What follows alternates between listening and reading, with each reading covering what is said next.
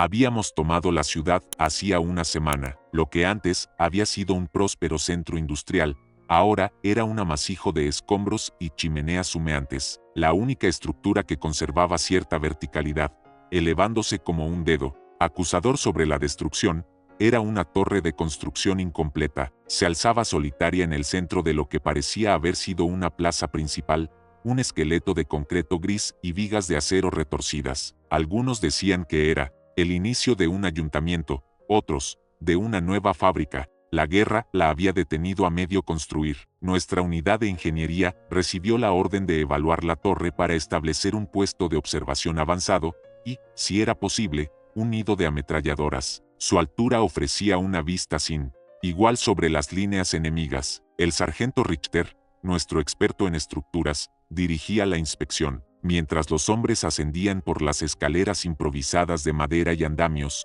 un detalle inusual comenzó a llamar mi atención. En una de las fachadas, a la altura donde se suponía que iría un gran reloj público, solo había un cuadrado vacío, sin esfera, sin manecillas. Sin embargo, en un momento, al mirar hacia arriba, noté una sombra peculiar. «Sargento», le dije a Richter, señalando el vacío, «parece que hay un mecanismo de manecillas, pero no hay esfera». Richter entrecerró los ojos. «Extraño, las manecillas suelen instalarse al final, junto con la esfera. Esto parece solo el esqueleto de un reloj.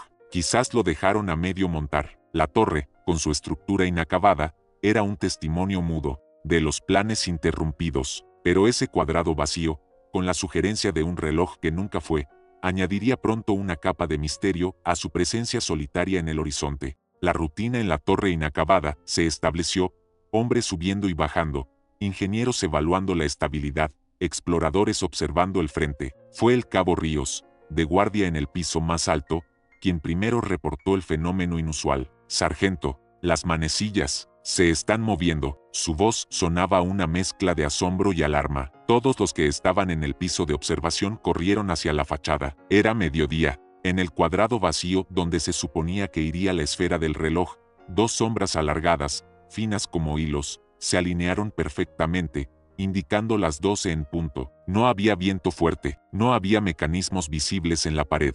Eran las manecillas de un reloj invisible, marcando la hora con una precisión inquietante. El sargento Richter, quien estaba con nosotros, se quedó boquiabierto. «Imposible, no hay mecanismo, esto es una pared hueca». Intentamos frotarnos los ojos, creyendo en alguna ilusión óptica causada por la luz del sol o el reflejo de las nubes. Pero no era una ilusión. Las sombras se mantuvieron por un momento, claras y definidas, antes de disiparse lentamente. Durante los días siguientes, el fenómeno se repitió. A veces al atardecer, a veces en la madrugada, siempre en momentos exactos, marcando la hora con precisión. No siempre se veían las dos manecillas, a veces solo una sombra se movía, indicando el minuto o la hora, con una cadencia extraña. La torre zumbadora, o, como empezamos a llamarla, el reloj silencioso, estaba marcando el tiempo por sí mismo, un movimiento invisible que desafiaba toda lógica en medio de la ciudad en ruinas.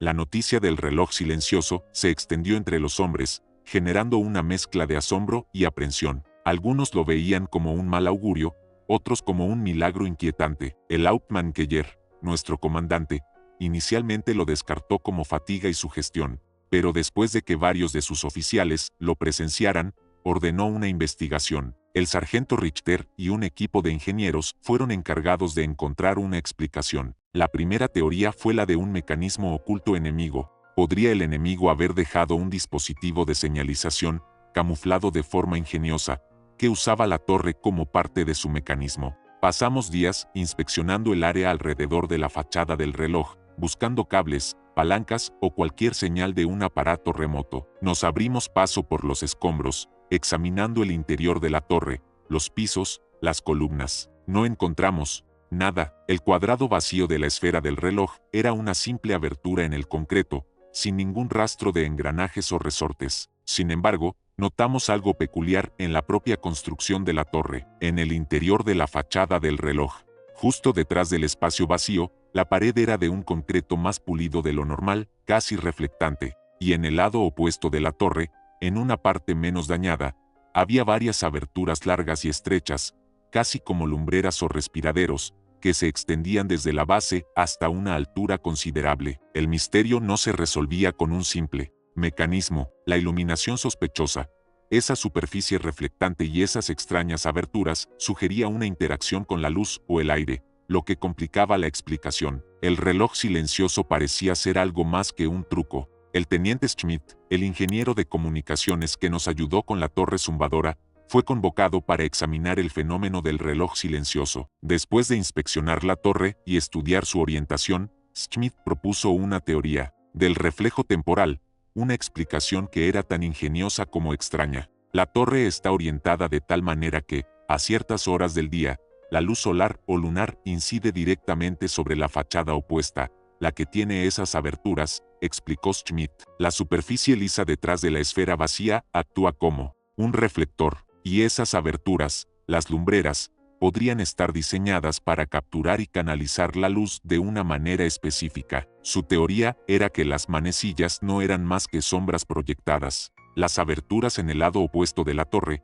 o quizás pequeños elementos arquitectónicos internos que sobrevivieron, proyectaban sombras alargadas que se movían con el sol o la luna a lo largo del día. La superficie pulida detrás de la esfera vacía amplificaría y enfocaría estas sombras, haciéndolas parecer increíblemente nítidas y precisas, como manecillas de reloj. Era una ilusión de óptica masiva, magnificada por la escala de la torre y la particularidad de su diseño. El reloj silencioso no era un dispositivo militar secreto, ni un fenómeno sobrenatural, sino un reflejo temporal, una peculiaridad arquitectónica de la torre que la guerra había revelado. La precisión con la que se movían las sombras era el resultado de un diseño inesperadamente preciso o de una coincidencia fortuita. El teniente Schmidt, fascinado por su propia teoría del reflejo temporal, se embarcó en un estudio más profundo. Accedió a los pocos planos incompletos de la torre que los franceses habían dejado atrás al retirarse, así como a viejos documentos de ingeniería civil. Descubrió que la torre había sido diseñada por un arquitecto local,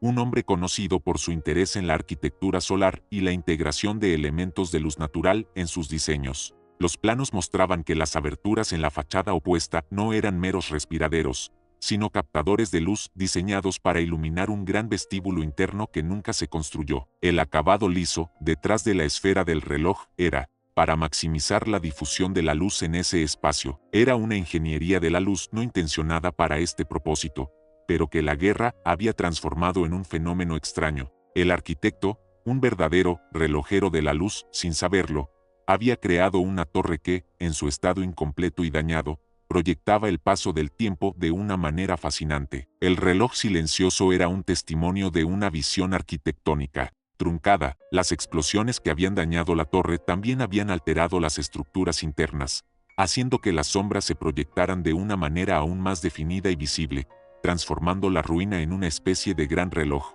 de sol cósmico, alimentado por la luz del sol y la luna. A pesar de la explicación científica, el reloj silencioso mantuvo un agarre peculiar sobre algunos de los soldados. El cabo Ríos, por ejemplo, desarrolló una especie de obsesión en las ruinas. Pasaba sus turnos de guardia observando la fachada vacía, anotando los movimientos de las sombras con una precisión obsesiva. Para muchos, la torre se convirtió en un recordatorio constante de la futilidad de la guerra. Había sido diseñada para la belleza o la utilidad civil, y la guerra la había dejado incompleta, un esqueleto, pero en su estado arruinado, había encontrado un nuevo propósito, aunque pasivo, un gigantesco reloj natural, ajeno al conflicto que se libraba a sus pies. El teniente Schmidt incluso intentó, como un experimento, ajustar pequeñas piezas de metal o escombros en los bordes de las aberturas de las lumbreras, tratando de afinar las manecillas y hacerlas aún más claras. Quería comprender completamente la ingeniería de la luz que se manifestaba en la torre. La obsesión en las ruinas no era sobre un enemigo oculto, sino sobre la propia capacidad del universo de crear patrones y fenómenos extraños, incluso en los escenarios más caóticos. El reloj silencioso era una paradoja viviente, un símbolo de lo incompleto que, sin embargo, marcaba el tiempo con una precisión inquietante. La historia del reloj silencioso llegó a oídos del alto mando, no como una amenaza, sino como una curiosidad. Algunos oficiales la encontraron fascinante, otros, una distracción de los asuntos más apremiantes de la guerra. Sin embargo, se ordenó proteger la torre y documentar el fenómeno, por su interés científico y su particularidad. La torre se convirtió en un punto de referencia para los pilotos de reconocimiento, quienes podían usar las manecillas para estimar la hora. En la Tierra de Nadie, un homenaje al tiempo perdido en un mundo donde el tiempo parecía haberse detenido.